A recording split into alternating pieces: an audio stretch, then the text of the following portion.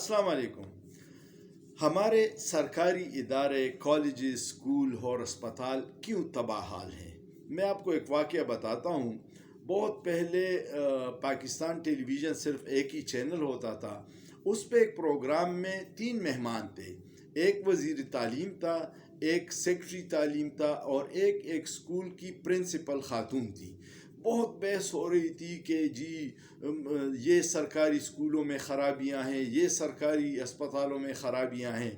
जब आखिरी बार प्रिंसिपल साहब की बारी आई कि आप क्या कहेंगे, तो उसने बहुत खूबसूरत जवाब दिया। प्रिंसिपल साहिबा ने कहा कि इसलिए हमारे स्कूल ख़राब हैं कि उसमें सेक्रेटरी साहब का और मिनिस्टर साहब के बच्चे नहीं पढ़ते।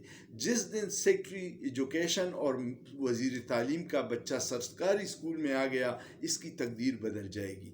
यही हो रहा है। हमारी अशराफिया ने अपने लिए प्राइवेट स्कूलों का जाल बिछाया हुआ है। इनके इलाज लंदन और पेरिस में होते हैं और गरीब आवाम के लिए इन अस्पतालों में दिक्के खाने के अलावा क्या रखा हुआ है।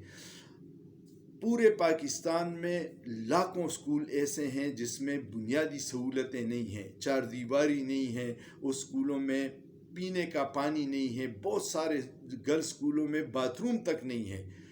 जब तक सरकार के ये जो बड़े अफसरान हैं, कानून साजी होनी चाहिए कि किसी भी ओहदे पे सरकारी और हुकूमती ओहदे पे शख्स होगा, वो न प्राइवेट अस्पताल से इलाज कर सकेगा और न प्राइवेट जगहों पे उसके बच्चे स्कूल पढ़ेंगे।